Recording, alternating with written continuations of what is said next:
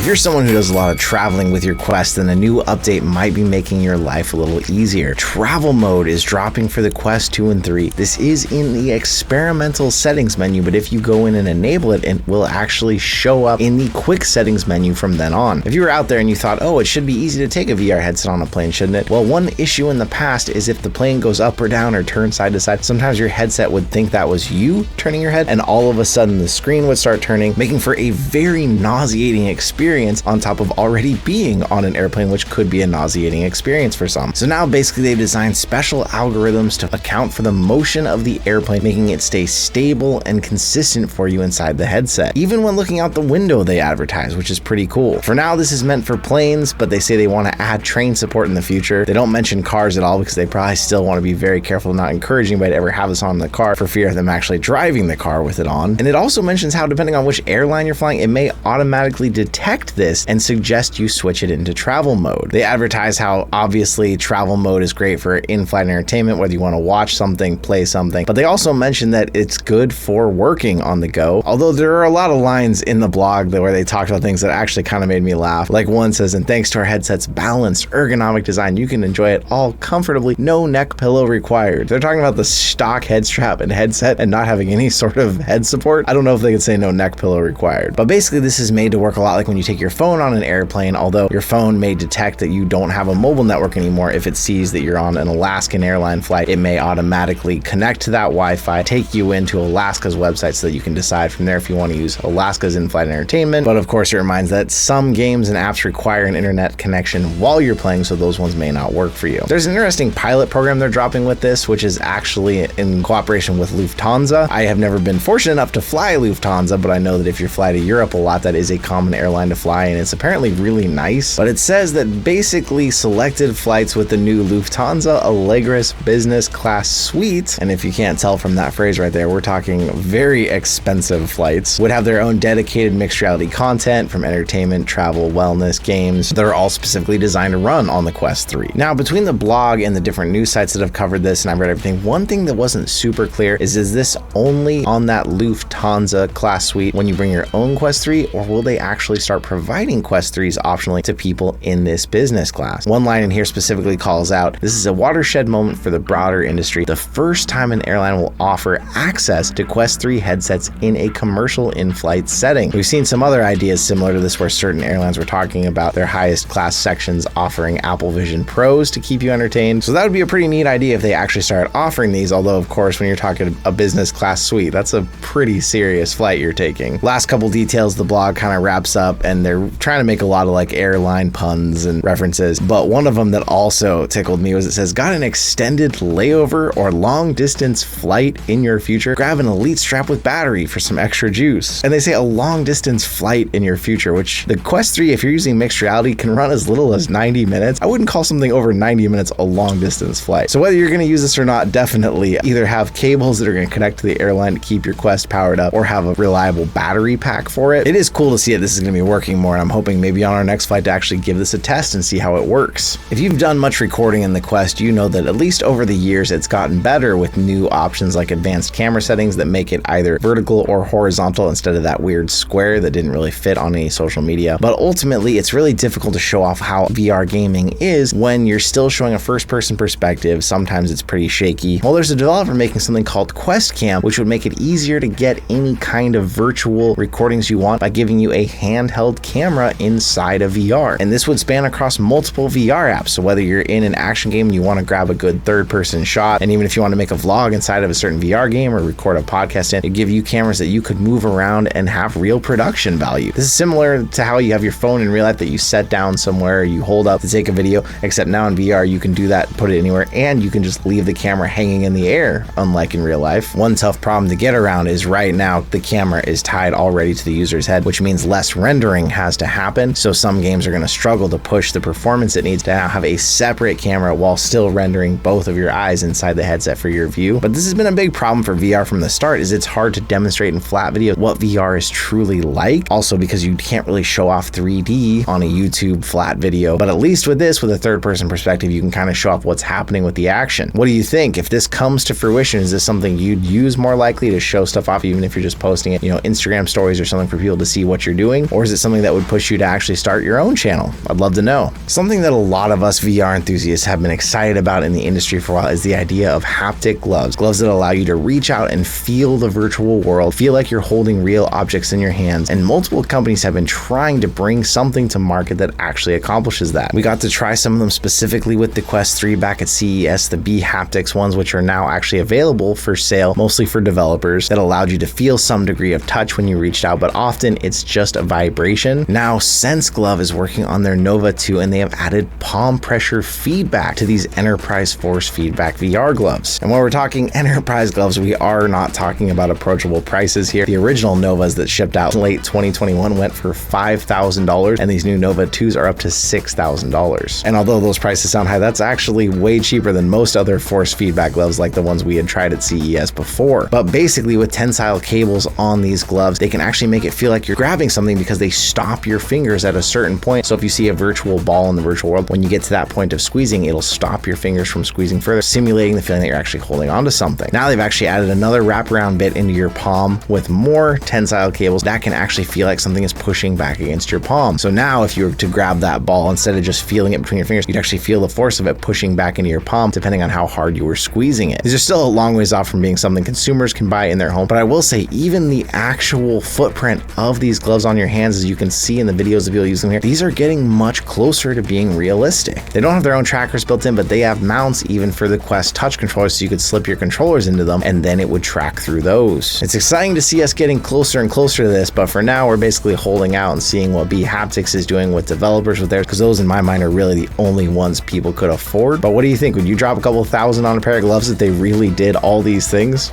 Maybe. We covered this in the last news, but I wanted to briefly touch on it because I'm still seeing people posting on Instagram and other places excited about getting their new Bobo VR grips. The Bobo VR grips we got just a little earlier than other people, and we were able to quickly give feedback on those grips to Bobo that there was an issue with the controller slipping out, causing a possible safety hazard, whether that was to your TV, friends in the room, your pets. And due to that, Bobo completely stopped sale, they stopped shipping, and they sent out a recall email to everyone who had gotten the Bobo VR grips. Although, like I said, I'm still seeing people posting some places, so I just want to say this one more time here. If you did purchase those Bobo VR grips, they have recalled, they're destroying the ones they have, and they ideally are letting everyone else know they're not something they'd recommend using with the controllers due to that issue. For the customers who did already buy them, they are figuring out whether they're going to redesign. You can either contact them and cancel your order and get a refund, or you can hold out and they'll ship out what they replaced them with down the road. From the comments on our last video when we realized this and we told you all about it, it seems like everyone's been really impressed with the fast solution that Bobo has done of stopping these for now. And a lot of people said they're even going to wait and hold out and see how they replace them rather than asking for their money back. But you have the total right to do either of those things. So if you did get a set of these, double check your email, double check your spam if you never saw that email,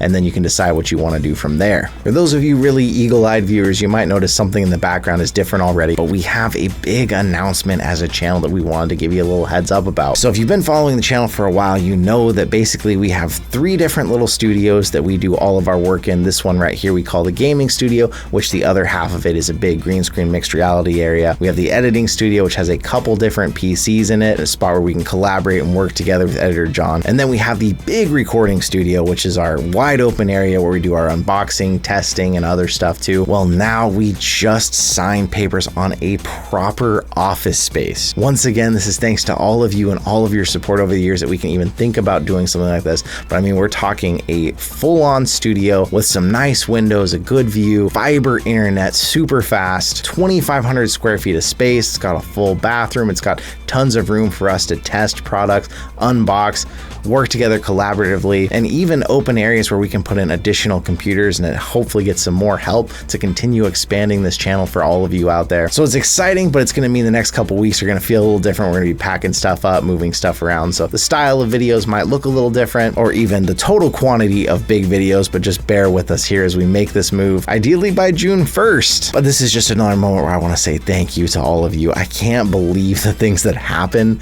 with this channel because of all of you supporting us, the places we've been sent, the things we've gotten to see before they even come out. It's just so wild, the things that we do because of all of you out there. So thank you once again for that. Keep an eye out. We'll get a full studio tour once we get the new place set up, and the next couple weeks might look a little different, but we're still going to be here for you every day, every step of the way. But thank you. And although it's not the first time we've done it, we do like to give things away on this channel to say thank you to all of you out there. So there are some new giveaways going right now. We've got another Quest 3 to give away. Bobo VR is continuing to let us give away more of their stuff. Obviously anything but their grips. But I actually just got in contact with the winner from the last one, and it looks like we're going to be setting them up not with just one accessory, but like a whole accessories bundle, giving them everything they need to play unlimited game time with their Quest. And honestly, even outside of that, I'm not sure how to do it yet, because the problem is ultimately shipping costs really do rack up. But I mean, there's so much stuff that we need to move between the studios, and I'm trying to think, how can I get rid of some more of this stuff? So I know some people on Discord who I've reached out to, some of the people who have been with us since the earliest days.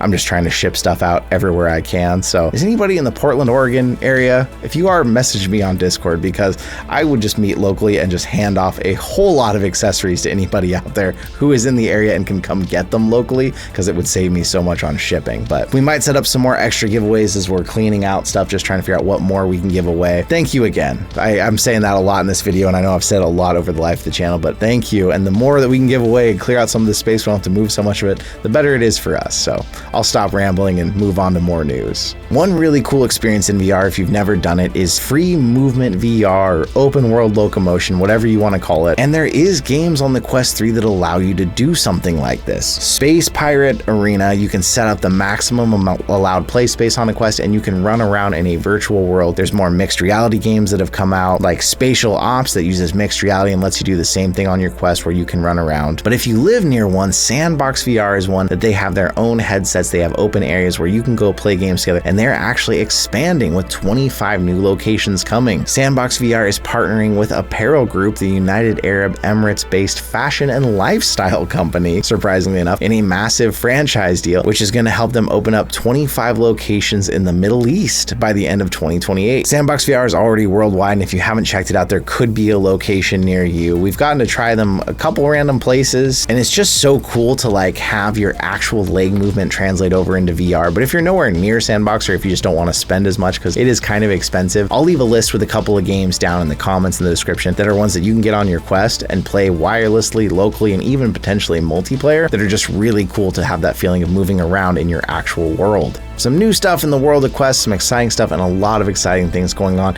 here at the channel. Thank you once again to all of you out there. I really appreciate you showing up every day. Everything's been going so great here. Thanks to you.